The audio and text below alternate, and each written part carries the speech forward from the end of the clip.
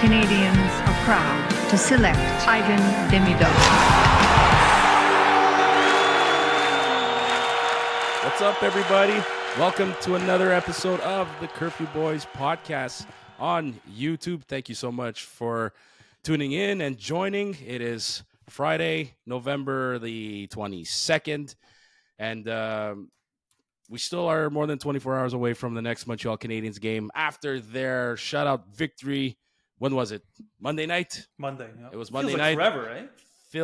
It's been 84 years.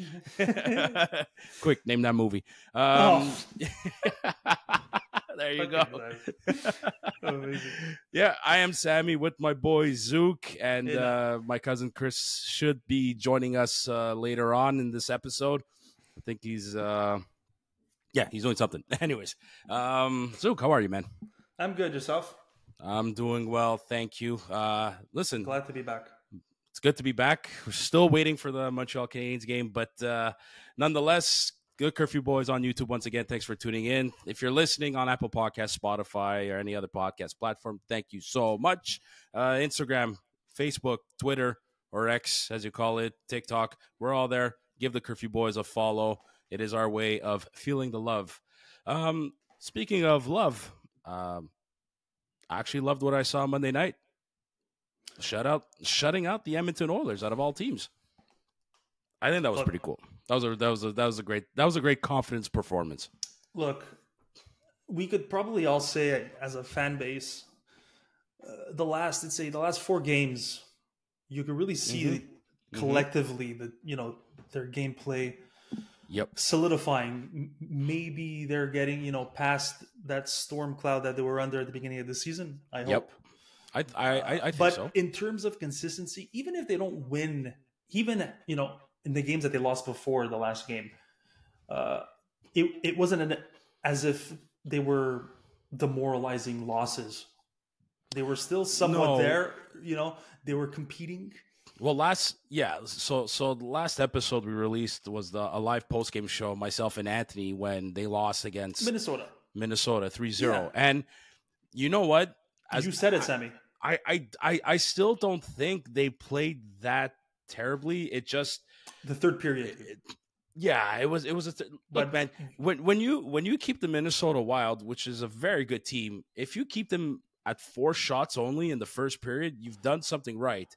Dude. Mind you, they've only had 1 shot or 2 shots on goal, but it was such a very tight defensive game to begin with. It was. So I mean, they kind of held them at bay. We also were not lucky too. We could have scored on a few opportunities that had they gone in the second period, the game would have been a little different. You know what? Look, that game they had trouble scoring. I mean, look, you I think you said it best. Their last 4 games has been a much better sign. I'm not saying it's perfect. Look, no, they won against the Buffalo Sabres, but they won 7-5. Like, it's great. They scored 7 goals, but they allowed 5 goals. Right. It's also it's the Buffalo Sabres. Let's be honest, okay?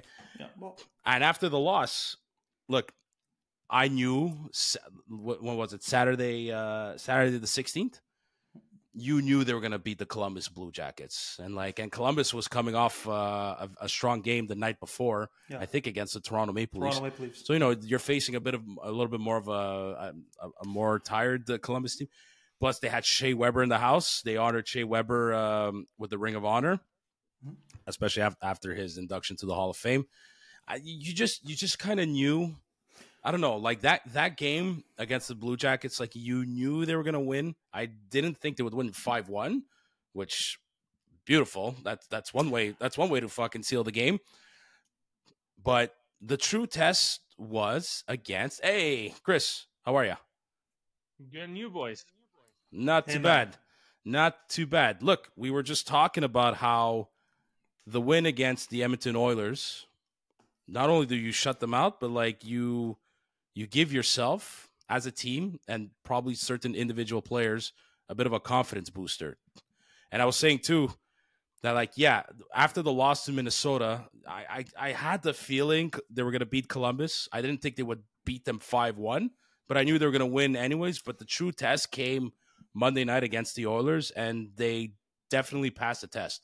I mean, it's not every day where a team like the Montreal Canadiens, just where they are right now, beats a team like the Oilers. And I don't care if the Oilers are struggling; they're still the Edmonton Oilers. Dude. It's still Connor McDavid, Leon Draisaitl, Yeah. and a good part of that team that went to the Stanley Cup Finals last year. So 100%, dude. And it's not only that, dude. It's the way they win. Mhm. Defensively, it looks a lot better, and I really hope that this is the Montreal Canadiens that we're going to be seeing from the midseason and on. Because you're not the only one. If that's the case, Sammy, I'm going to say now with the emergence of coming back, Liney coming back with Harvey Pinard, maybe there's some positive things going on. Maybe they're going to be really into the mix. Look, we're how many points away from a wild card spot at the moment? 4. I have to double check. 4 or 5 points. Give me. Well, last I checked was 3. 3. That okay. was let's say 5 after tonight. Okay. Okay. That's a couple wins, dude. Like, okay, if they could just keep that going and keep it close, you never know. I mean, look, if we're talking right now, like I said, look, this episode is coming out Friday morning, Friday the 22nd.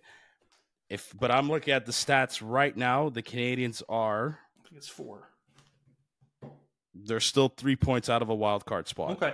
The Canadiens are at 16 points, and the Red Wings are losing right now. So, and I have to check Columbus. One thing right that we have going for us, and listen, we were the ones at the other end of the stick the last 2 years. Other teams are getting injuries. They're experiencing a lot of injuries. Toronto, you have all the teams within our close range are experiencing a lot of injuries.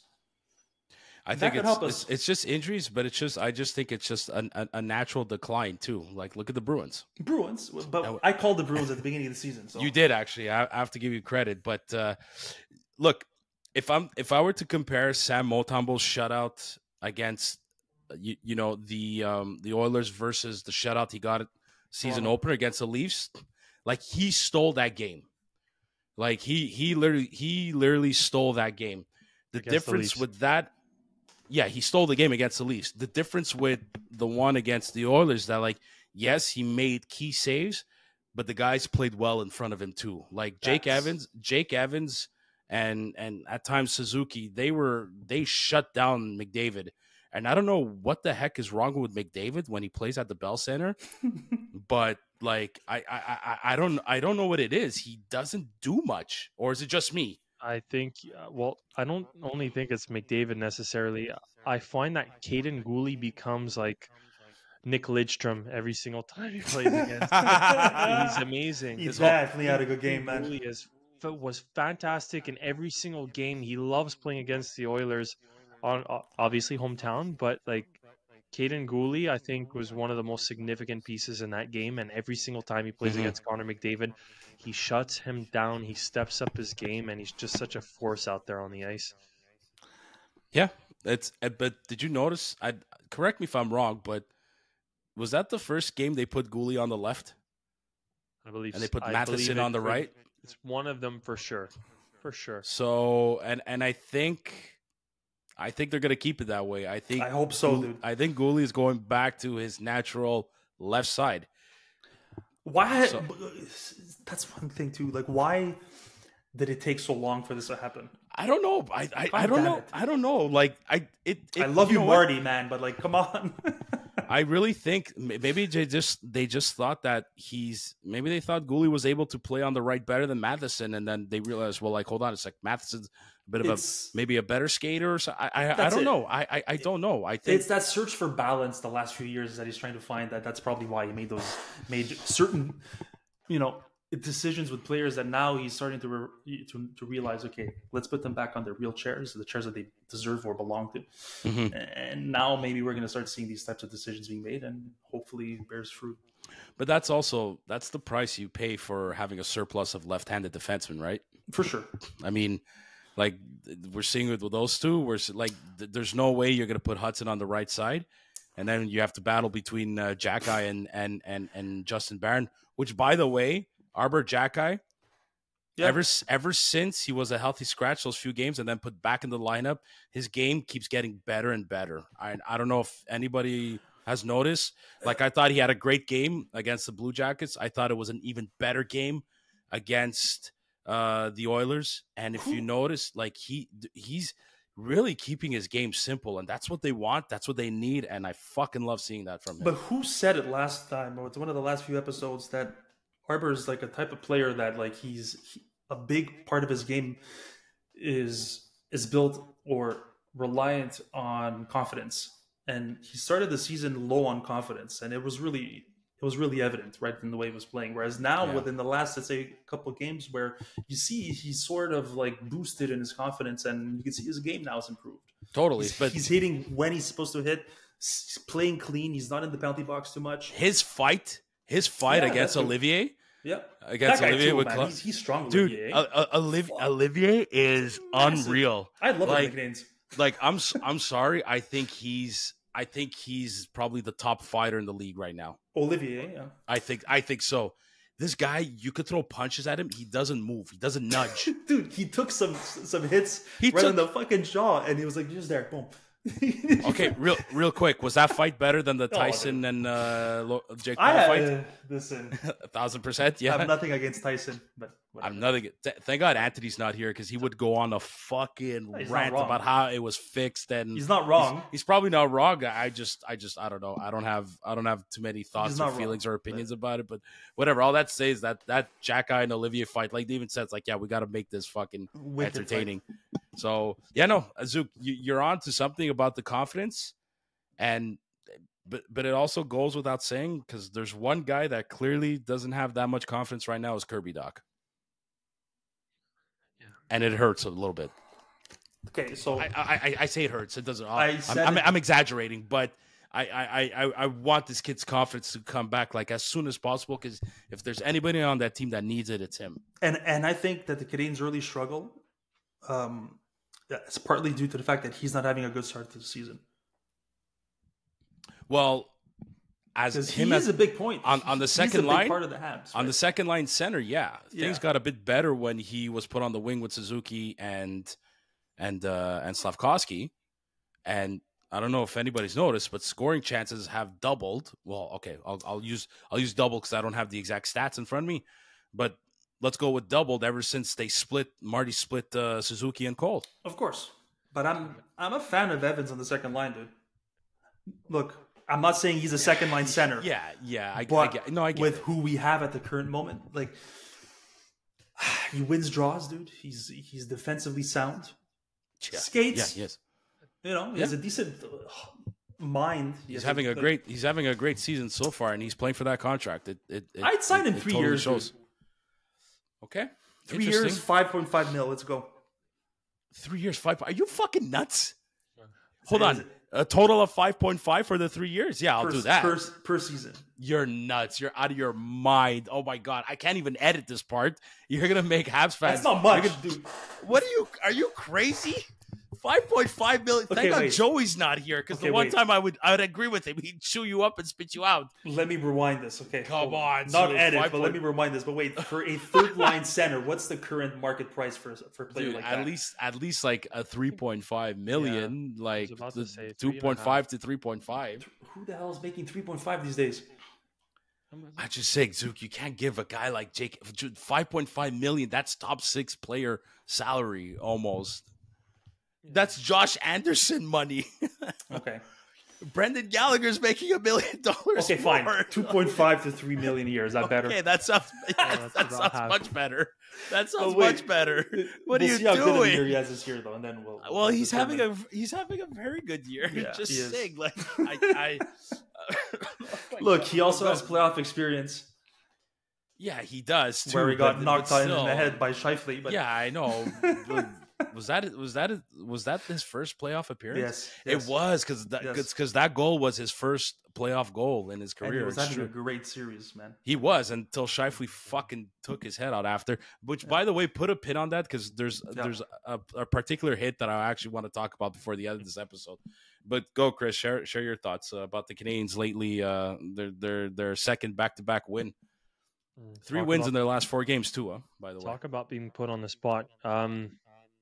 That's what I do. First and foremost, patience.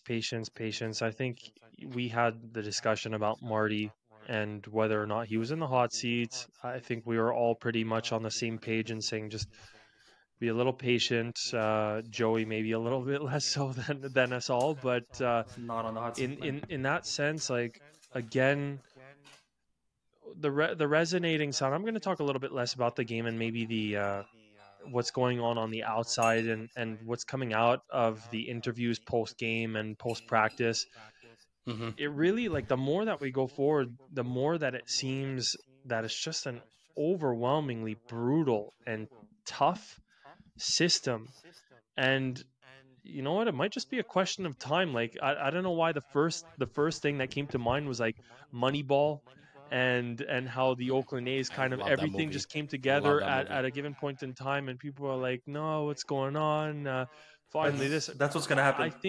I think Marty's They're going to win system, 22 games in a row to make the wild that card would spot. be nice. That would be really nice. But I just think I think there's been more confidence, as we're mentioning. I think the guys might be getting a little bit more of a grasp on things defensively.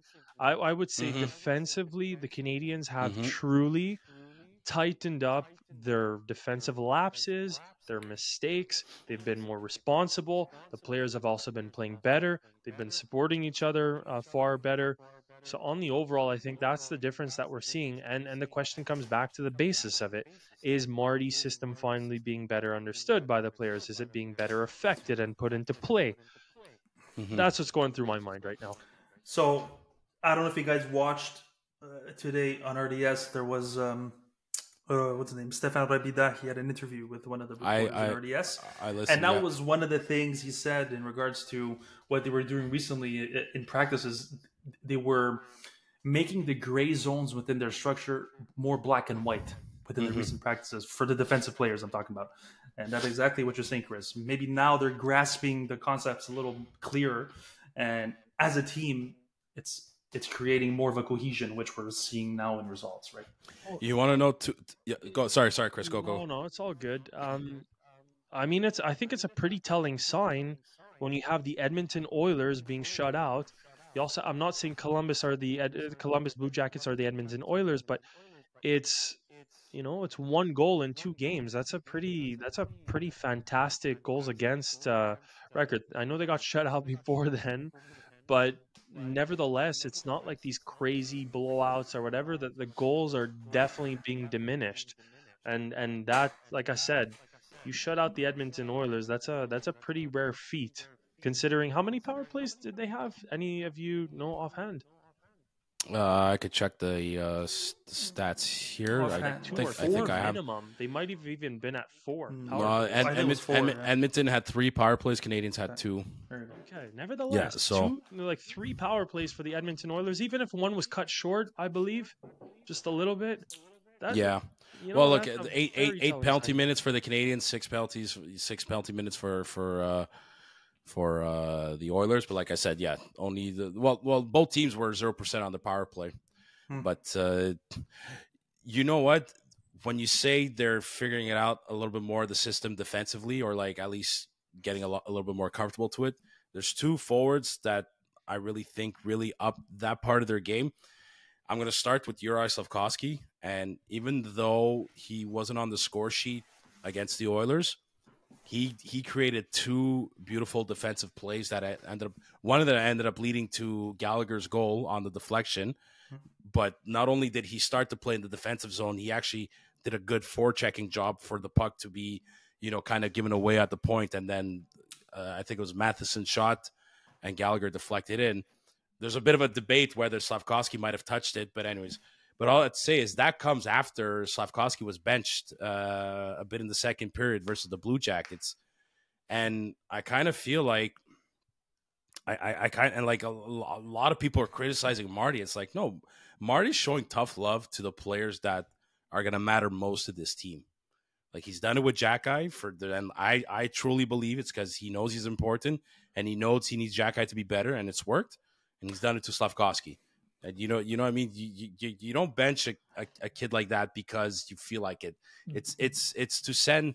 Sometimes you got I remember Slav being all emotional and being upset. It's like sometimes you have to do that to calm the kid down, let the fucking waters calm or settle themselves, Then he goes and play after, and everyone's like, yo, he's on the fourth line. It's like, yeah, well, you know what I mean?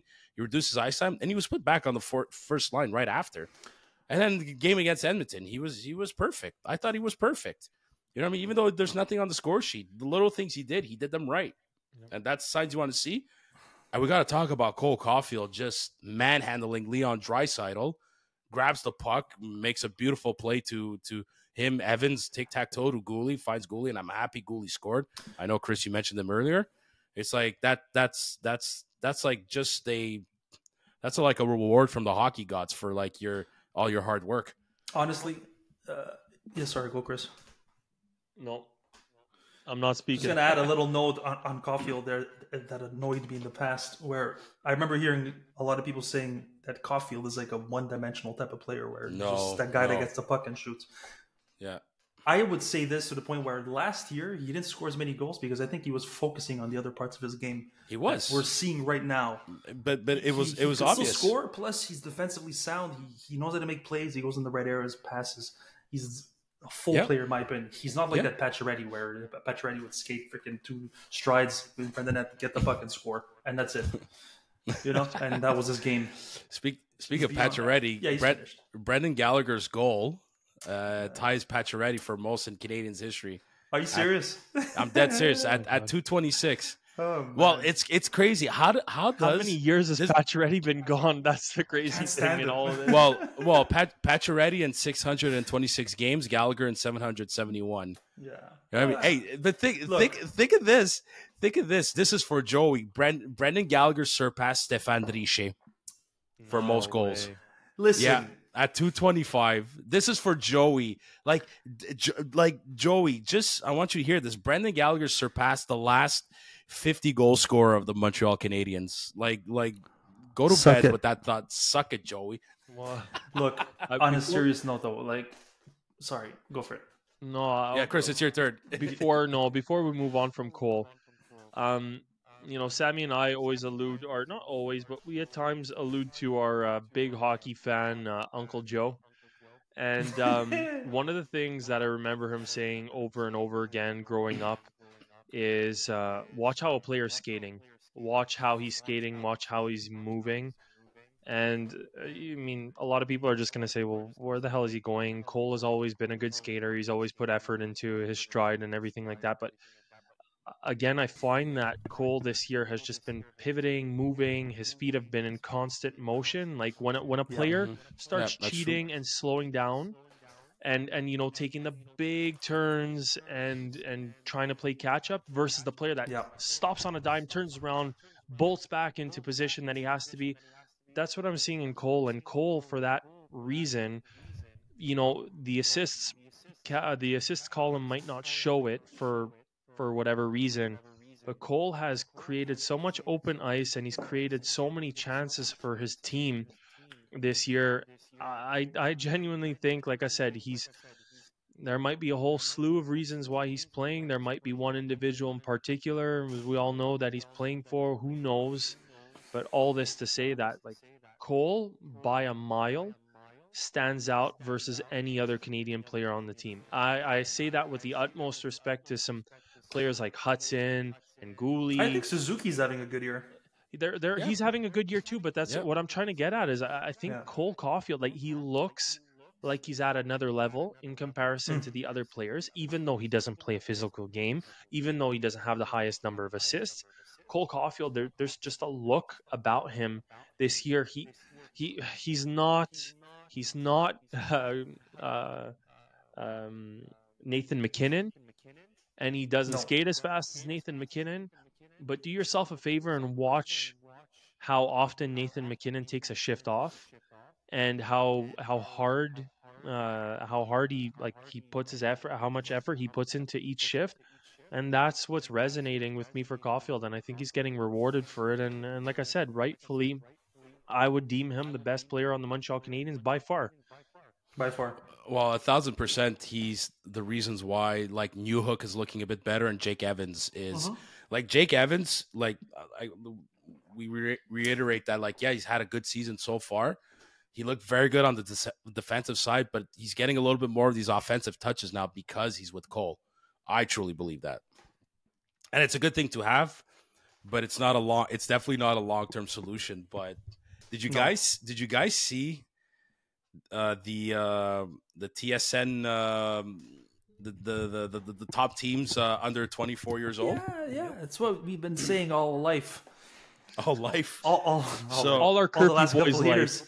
You know what I mean? Like so follow here the plan, baby. So we're gonna go through the list. Like TSN ranked the Montreal Canadiens number 1 amongst players under 24 years old. Mm-hmm. So at number 10, David Reinbacher. Number 9, Logan Mailloux.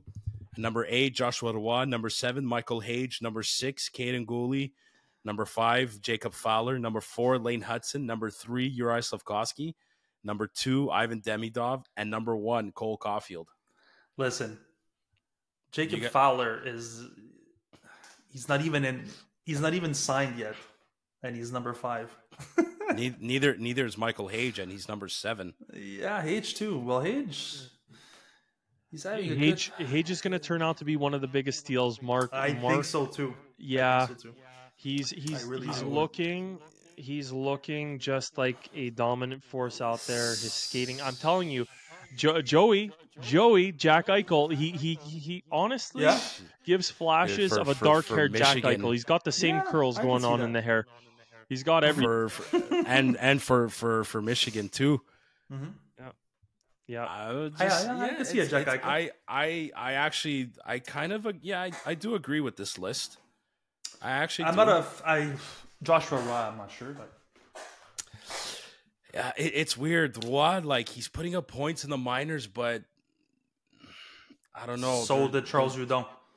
I don't know. He's missing jump. Where Like, did he's that missing name jump come from? Like, just out of the ace. No, I'm saying Charles Hudon was. That was very witty. That sounds that was personal. very witty. That sounds like Zook. a personal vendetta against Charles Hudon. No. It's because I really like Charles Hudon. And the second, he was killing it in the not the minors, but like in the farm team, and then he gets sent up to the Canadiens, and it's like he can't even pass. It's like a lot of people are still freaking out about Demidov not getting any minutes in Russia, and you know what? Like it's.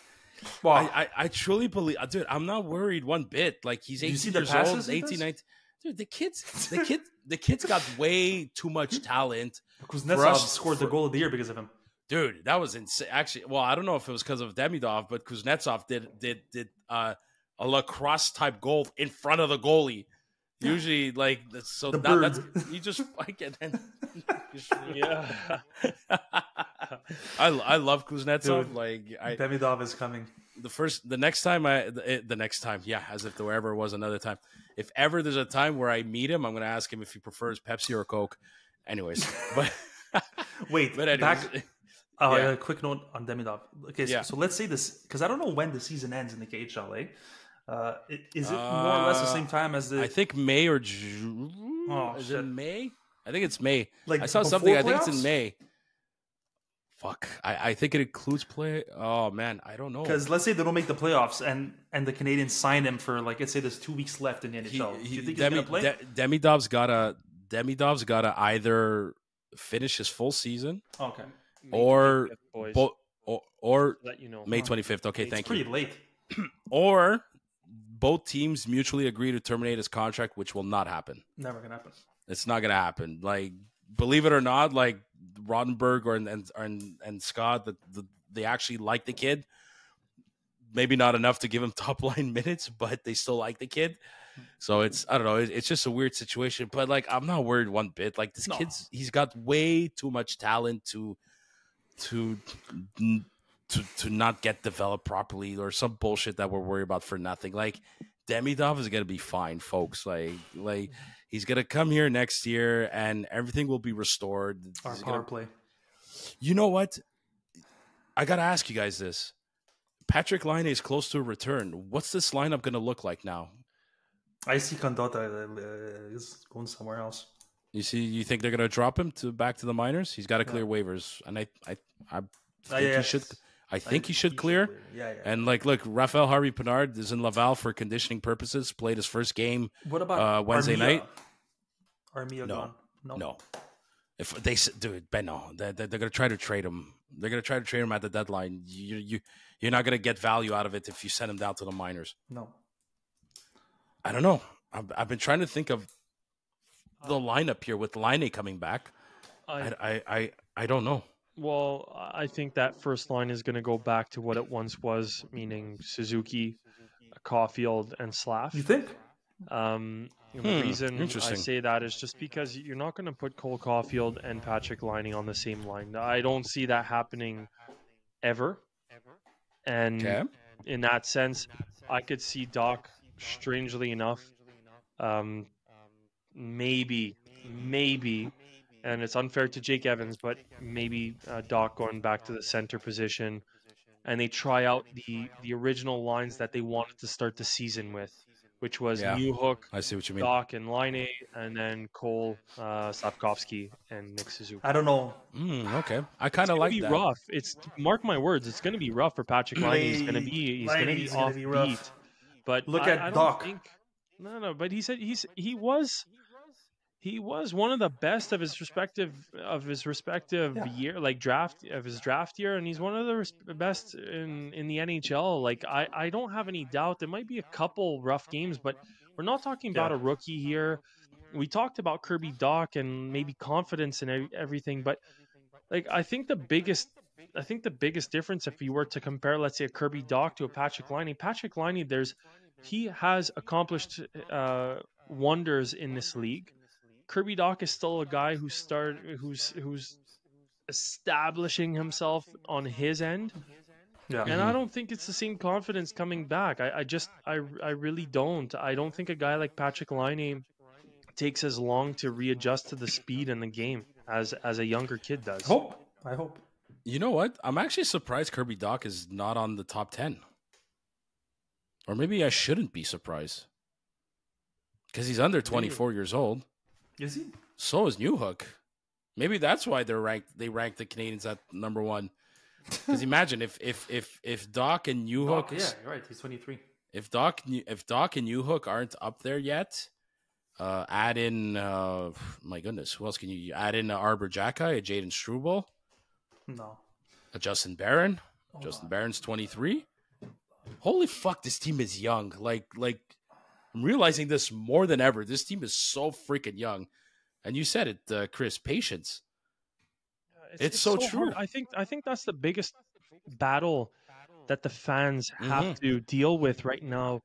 Again, we've been bombarded with TV series and an amazing draft pick in Ivan Demidov, and countless articles coming out, and the major sports networks talking about our prospects, and Lane Hudson being a major point of excitement. But again, even more than ever, it really is patience. It's so exciting. Yeah. It's at the tip of our fingers. You can practically touch it. You can smell it. You can see it and everything. But we're not there yet. So it's just hold up. TSN obviously put the Canadiens at number 1. Do you guys know who number 2 is? Probably San Jose or San Jose Sharks. This shocked me at number 3. Detroit does not shock me. Yeah. We're similar in my opinion. Zook, you have the list in front of you. No, Zook, no. I'm saying when I read the list, I'm saying I would have put Detroit very close. How the heck are the Blackhawks at number 6? I can understand the. I could understand the. No, sorry, not number 6. Sorry, I meant how are the Ducks? Excuse me, how are the Ducks at number 7? Like. Dude, Leo Carlson, I think Zegras is got to be 20. Is Zegras over 24 years old?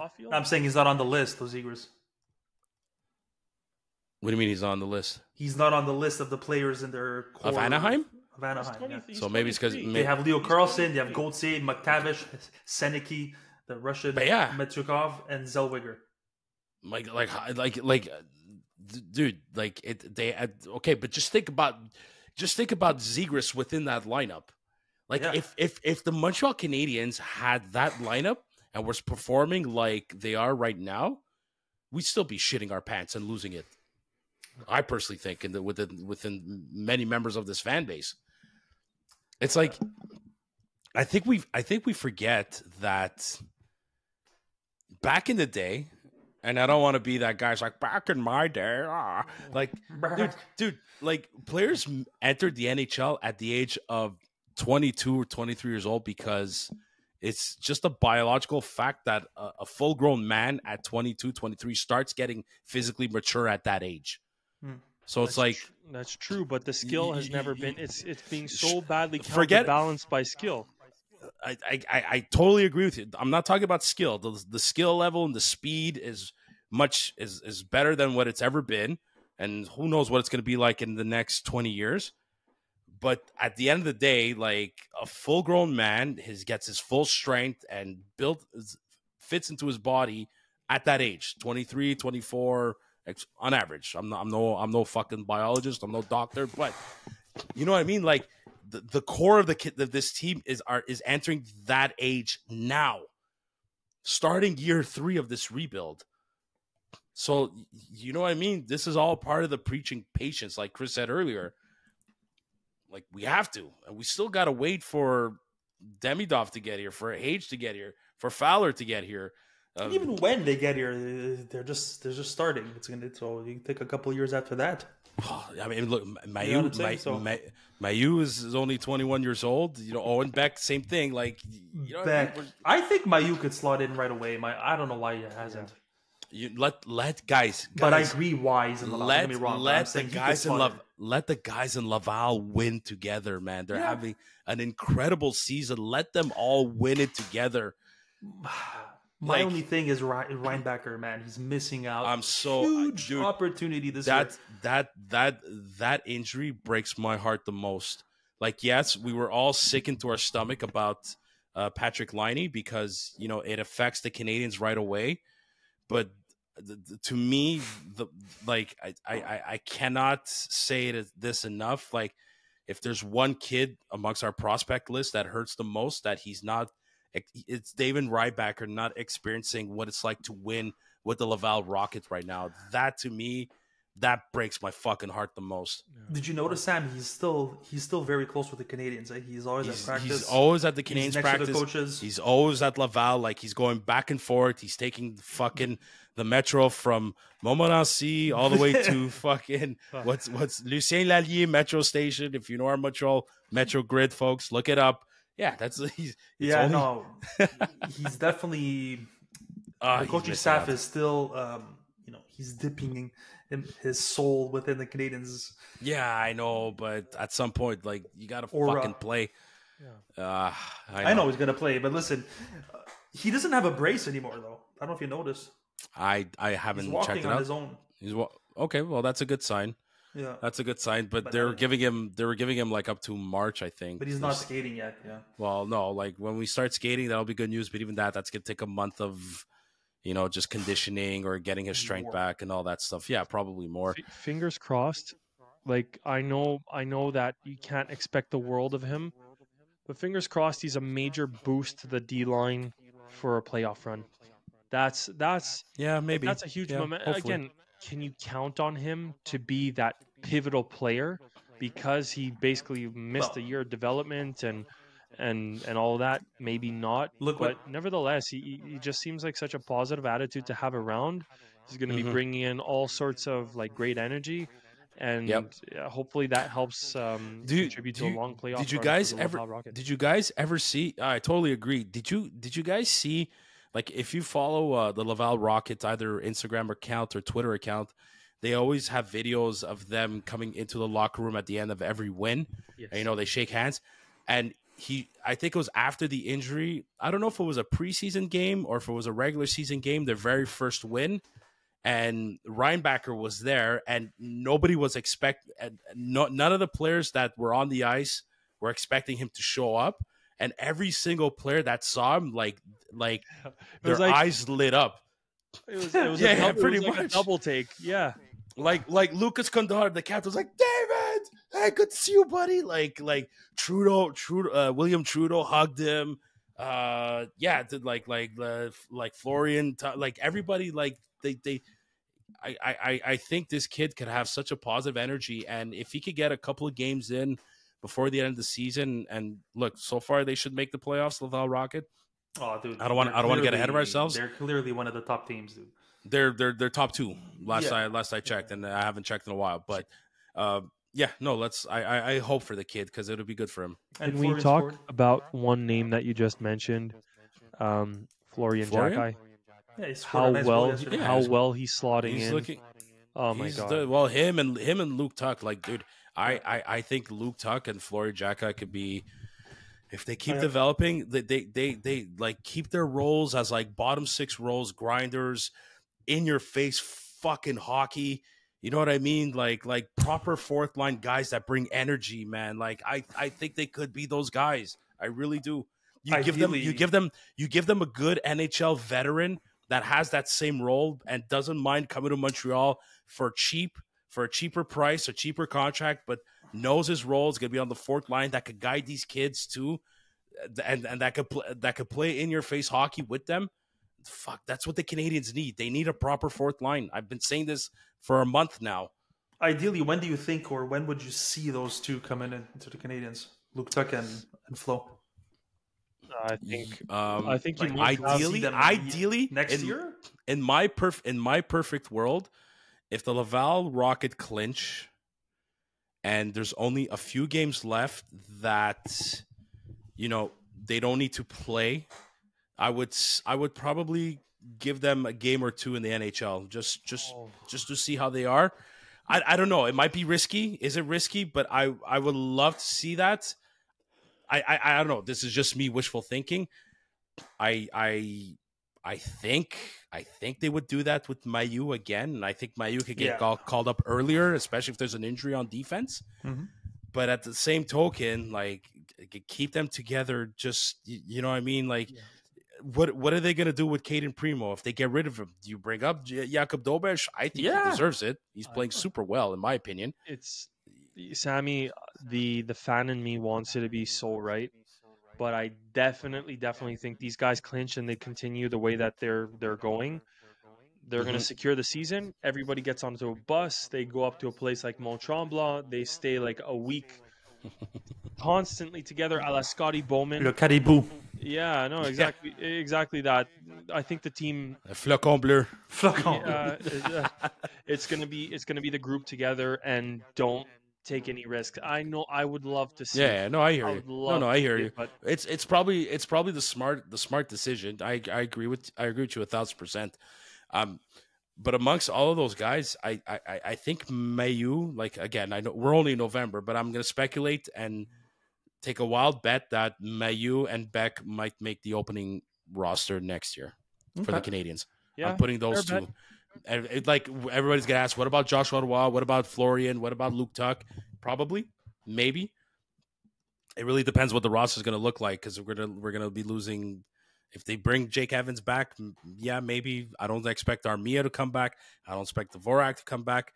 David Savard, there's a big question mark around his name. So is that an opportunity? Is that an opportunity for Mailloux to take that spot? Possibly, but I don't want to get ahead of ourselves. But so far, guys, like Laval Rocket, what they're doing, what they're showing, what Pascal Vincent is, like, keep it fucking going, man. Like, don't change a single thing. If you call up a player, you bring up a player because there's an injury. You know what I mean? At this point, like, I don't even mind keeping Raphael Harvey-Pinard there too, to be 100% honest with you, even though I think he deserves a shot. But conditioning stint is like 70 games. Yeah, it's a long-term conditioning stint. So, anyways, we'll see. Boys, the last segment. This I'm gonna ruffle some feathers, but we're gonna play a hypothetical segment over here, and everybody knows where I'm gonna go with this. So, where are you going with this? You know, the Bruins obviously fire. Everybody knows by now. The Bruins fired Jim Montgomery. And that just opened up a whole fucking can of worms of debate. And do you think the Canadiens should do this? Do you think the Canadiens should do that? Beep, beep, pop, pop, and all that shit. So, but I'm curious. I actually want to get our audience involved in this one. And if they're listening at this point, like, comment your thoughts. I don't think it's going to happen. No. I don't think Jim Montgomery is gonna take an assistant coaching job anywhere. And if I'm just going with my gut here, I just don't think he would. He's got a great coaching record. He's got over 100 wins, only like 40 something losses with the Bruins. Like he's a fantastic coach. It just wasn't working anymore with the Bruins for whatever reasons. Fuck him. So, but if this is an honest question to you guys, if you're Kent Hughes and Jeff Gordon, do you inquire and go out and ask Jim Montgomery with Marty St. Louis' approval? Should they go out and see if he's interested in an assistant coach job with Marty? Yes. Yes. And I say this. Do you think they will? Do you think they will? Listen, GMs and a hockey ops president, if you will, if they're doing their job, they have to just inquire. Mm-hmm. Okay. Not inquiring means they're not doing your job. It's like a salesman that's not fucking calling on a prospect. You have to try it at least. If not, you're not a salesman, right? Right, Chris? Right, Chris? If you find out your sales reps are not calling prospects, you fire them. It's the way it is. So I'm just saying, Kent Hughes will definitely inquire. Now, will Montgomery ever be an assistant coach? I don't think so. But let me raise this question, Sam and Chris. Would you see, and I think this could be something of an avant-garde approach if you think about it, a new school way of building a team. Why not have it? And I've never seen this in any professional sports, but have a tandem coaching, two head coaches, like not two head coaches, but you're working line. An alternate one coach? And one and one. Is that what? Well, remember when Kirk Mahler was the alternate coach with Claude Julien? Was he an alternate? Like same line as Claude Julien? Like same. Dude, Alex Burrows was an assistant with Trevor Letowski and Stéphane Robida. Yeah, but I'm saying with like Marty, for example, having a guy who's horizontally the same, in the same hierarchy, if you will. That would be cool, especially a guy with experience. If Marty would understand, I don't think it's ever going to happen with Marty, but like it could be cool if you're thinking about it. Just bring your mic closer. Yeah, sorry. I'm just saying, especially for a coach like Marty, who's lacking a bit of experience. I'm not saying he's a bad coach, but it will not hurt for somebody like Marty to have a person with a wealth of experience. I don't think so either. Especially playing for the Boston Bruins, a team culture that we're trying to not mimic, but as long as we're not saying that he was spotted in a fucking coffee shop with Listen, I wouldn't mind that I'm joking. if the Habs could get a Montgomery to work alongside. I'm not against it. I think Marty could use a guy like Jim as an assistant coach. I wouldn't mind it. But now, what message does that send to Marty? You don't think it sends a message to Marty being like, hey, like, we don't trust you enough. We'll bring a guy with experience? You see, Kate, so that's another thing I want to tell you before when you were talking about players being benched and whatnot. This current management and coaching staff is not like the staff that we had with like Michel Therrien, where he would like belittle players and stuff like that. Now, with Marty, he's open communication, doors always open. He said it himself. He's trying to build a home. He's not trying to build what was this thing that he was saying about building a team. Like, I don't think the current management and brass, if you will, is that like drop the hammer type of character where everybody fears their job. Right.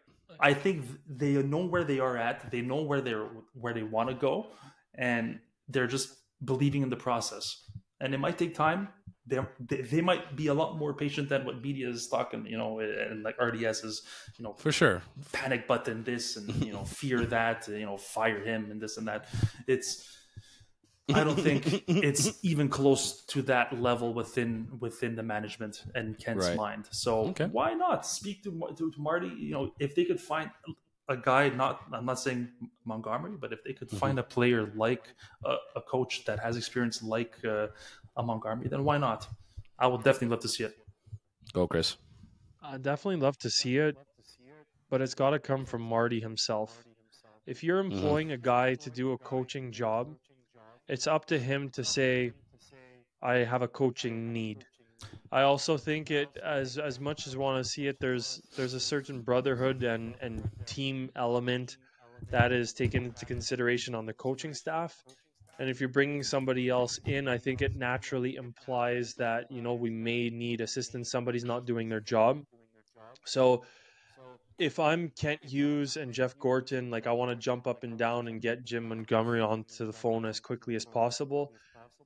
I would maybe hint at Marty that it would not be a bad idea, but I think that's just a very, very delicate situation in a certain sense. Like, it's got to come from Marty. And to go full circle to Sammy's point is, I don't see Jim Montgomery as an assistant coach anywhere. I think that's such a hard and unfortunately, like, to go back to it all, whether it be the documentary, the interviews, the conferences, whatever you want to call them, all signs have pointed to Marty being the guy, and they're going to live and die by Marty. I genuinely think this management staff is ready to do everything. Yeah. So kind of like, buckle up, fans. We're in for the good and the bad. Marty's got another 3-4 seasons 1,000%. Minimum, as long as the management is there. No, I totally agree with you both. Yeah, but and if you're Montgomery, again, it's a boring answer, but that's what I think. No, that's not. It's not a boring answer. It's you're totally right. Look, at the end of the day, it's definitely not going to happen. I personally don't think Hughes and Gorton will inquire, because they know. I think they know well enough that he's not going to accept it, and I think Chris is right. I think they're both going to live and die. But Sammy, with Marty, and it's going to be up to Marty to select his staff. 100%. But would you have thought that Marty would ever be a coach? No, but and look what happened. Dude, so, it's you never know, man. Listen, they went outside the box for this one, and sometimes that's what. Did you ever think Rob Brindamore was going to be a coach? At the time, did you ever think Wayne Gretzky was going to be a coach? No. Brindamore, I wasn't surprised. Well, I was. Really? Yeah, dude. Not every single player can be a good coach, but but some good players that were good players, they could be good coaches too. Anything's possible. But they did this the right way. They didn't just take Marty and throw him in the fire. They let Marty grow with these kids, because it's a rebuild. They're not just when they were rebuilding a team, they weren't just rebuilding the players. Yeah. They were rebuilding the coaching staff, the training staff. You could even go on the business side of it with marketing and all that, the analytics department, the scouting staff. They really rebuilt this fucking team. Yeah. It's not just the players, it's everybody around them too. And I can't emphasize it enough. No matter what, I think Marty gets a little testy, impatient when they lose and they start questioning him. But I love that. He's such a fierce competitor, and I think let them. That's what let them. Let them. Well, he's I know pretty calm. He's we calm, said this before. Watch how many times he flips the lid of an Esca bottle. He wants to. That guy is. He always, wants to. Always and I think he's got to remind himself, fuck, Chantal is there. That. If I lose my shit, she's gonna get mad at me. I don't want Chantal to get mad at me.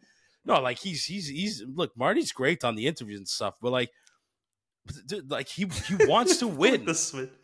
He wants to win. He's got the same wanting to win attitude like Patrick Waugh. They're just two different people, but at the end of the day, they want to win. But Marty knows in the situation he's in, but he wants to win. There's nothing else to it. So I want that. Yeah. I want that. Fuck you, dude. And it shows to the players. The players want to win. They don't care if they're still in the rebuild, and if they know they're young, but no, we gotta fucking start winning. Mm-hmm. Can't ask for anything better than that. I think that's an art. I just have to say, especially after watching the rebuild, I think that's such an art. The amount of discipline it must take to kind of stay cool and not go into the room after a loss. Mm-hmm. Anyways, enough gushing over Marty. I'm sure he's lost his shit, but it's Chris, like you said when you first came in, it's patience. It really is patience. So, real quick, did you? And I think, I think what? Marty, and I think the people within the organization have difficulty being patient themselves. I think that's a part of the frustration too. I know they have a much better understanding and a much better perspective of the time that is No, going to take. Hughes and Gordon are patient. Hughes and Gordon are patient, but I'm saying Yeah. Marty, I think he sees this team and he knows where they're going to be, and he knows what these players are going to develop into. And I think, like, even Marty on certain days, don't get me wrong, he never loses sight of reality. But I think Yeah, of certain course. days he's like, well, it's fuck, the guys, player in him. we could, yeah, exactly. And it's like we could already be there. I think certain days he's like, I see flashes of brilliance, and then you guys do this and you piss me off. Like, how could you be? And that's growing pains. Yeah. But I'm just saying, I think even Marty, in a certain sense, whether he'll ever admit to it or not, there's a certain impatience because there's no better person in the whole city of Montreal. Not even Kent Hughes, Jeff Gordon. I don't even think the players themselves.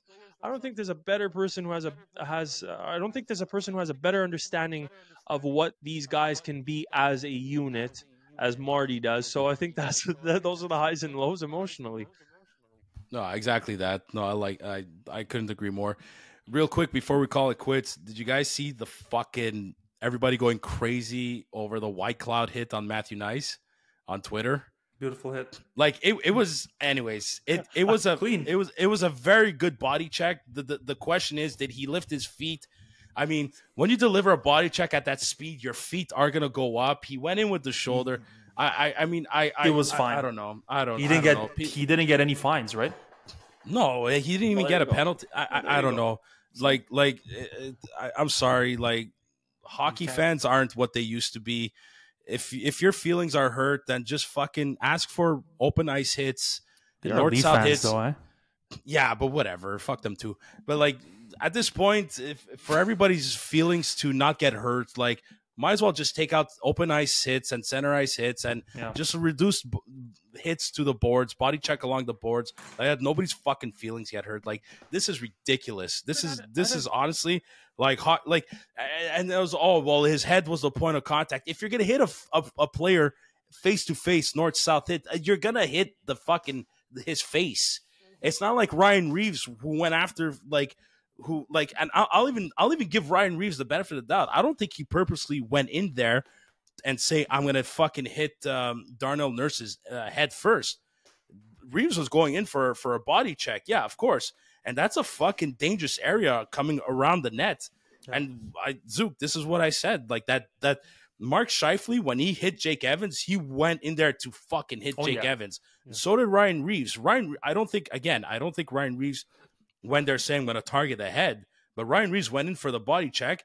But actually, Ryan Reeves he was trying to play the puck first and then delivered the hit. This game is so fucking fast, folks. Like the White Cloud hit was a clean hit. His foot was on the ice, and his foot's going to take off when the hit comes. Like, I understand it's at many angles, like, the foot is kind of off the ice and all that, but like, Jesus Christ, like, it's the same thing like Jacob Trouba on Justin Barron. Thank you. Like you know what I mean? It's like at some point, like this is a fucking contact sport, people. Can we stop being fucking snowflakes about these hits? Oh, well, the head was the principal point of contact. When you hit a guy face to face, yeah, there's a good chance that you could hit him in the chin or something. A player's skating. The player's not going to skate like that. Well, okay, let's go a step come further. On, man. Let's go a step further, Sam.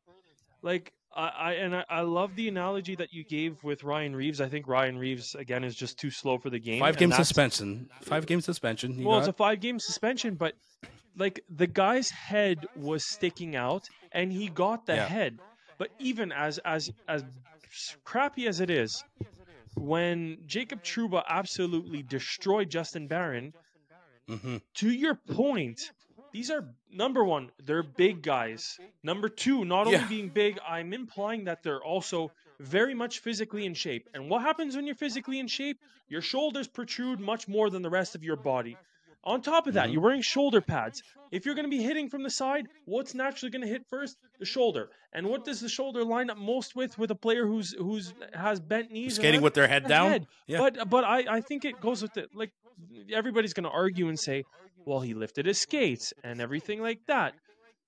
Fine, but at the same time, he hit him dead center. The initial point of contact was his head, but the initial point of contact, unless he could suck his shoulder into the socket, it's only naturally going to align first, and that's naturally going to happen. So, like as much like I said, Jacob Trouba, no suspension, nothing, fair game. White Cloud, no suspension, nothing. I'm just. Fuck it. Might as well call it fucking soccer on ice at this point. But anyways, that's all I want to say. That's all I wanted to vent. Boys, I guess we'll call it a night. We said it all. All right.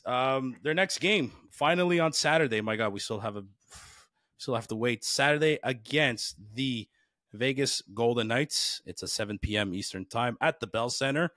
And let's hope they keep this winning streak going. And just want to thank our audience once again for tuning in to our episode on YouTube. If you like what you see and hear, like and subscribe, share with your friends. It's absolutely free. Again, this is our way of feeling the love. We're on Apple Podcasts, Spotify, any other podcast platform. Follow us on Instagram, Twitter, Facebook, TikTok, whatever. We're mostly active on Instagram and Twitter, so you can reach us there. Send us any questions or your thoughts about certain things you've heard. Interact with us on YouTube. It's absolutely free. Zook, Chris, thanks for tuning in and joining me. Enjoy the game Saturday, folks. We'll try our best to come with you guys with a live post-game show. We'll keep you all updated. We'll keep you posted if that's going to happen. Gentlemen, until then, bye now. And good night.